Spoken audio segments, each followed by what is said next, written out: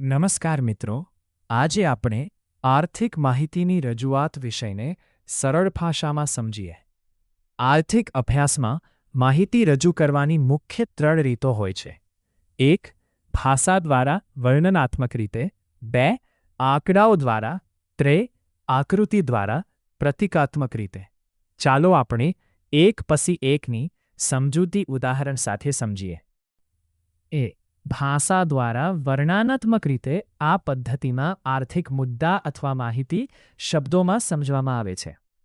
ઉદાહરણ તરીકે, કૃષિ ક્ષેત્રમાં નવી ટેકનોલોજીના ઉપયોગથી ઉત્પાદન વધ્યું. તેના કારણે ખટોની આવકમાં વધારો થયો અને ગ્રામીણ જીવન વધુ સુધર્યું. અર્થાત, શબ્દો દ્વારા વાત સમજાવવાથી વિચાર સરળ અને સ્પષ્ટ રીતે લોકો સુધી પહોંચે છે.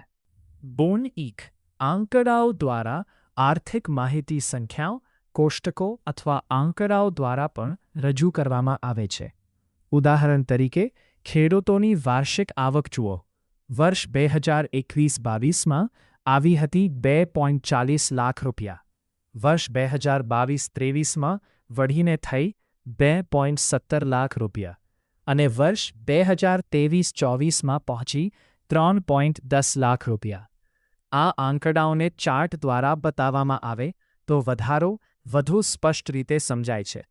અર્થાત, આંકડા અને કોષ્ટકો દ્વારા તથ્યોનું તુલનાત્મક અને સ્પષ્ટ દર્શન થાય છે. 3. આકૃતિ દ્વારા પ્રતીકાત્મક રીતે આર્થિક માહિતી ચિત્રો, આલેખો અને આકૃતિઓ દ્વારા પણ રજૂ કરી શકાય છે.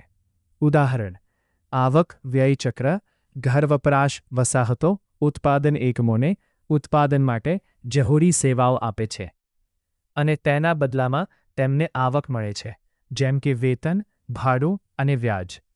પછી લોકો આ આવકથી વસ્તુઓ અને સેવાઓ ખરીદે છે.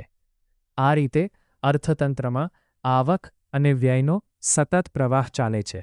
ઉદાહરણ: માંગનો નિયમ: જ્યારે ભાવ ઘટે છે ત્યારે માંગ વધે છે અને જ્યારે ભાવ વધે છે ત્યારે માંગ ઘટે છે. અર્થાત, આકૃતિઓ અને ગ્રાફ દ્વારા જટિલ વિષયો સરળ અને ઝડપથી સમજાવી શકાય છે. નિષ્કર્ષ: ભાષા, આંકડા અને આકૃતિ આ ત્રણેય પદ્ધતિઓની મદદથી આર્થિક માહિતી અસરકારક રીતે રજૂ કરી શકાય છે. ધન્યવાદ. જો અમારી ચેનલ ઇકો લર્નિંગ ગુજરાતી આપને પસંદ આવી હોય તો ચેનલને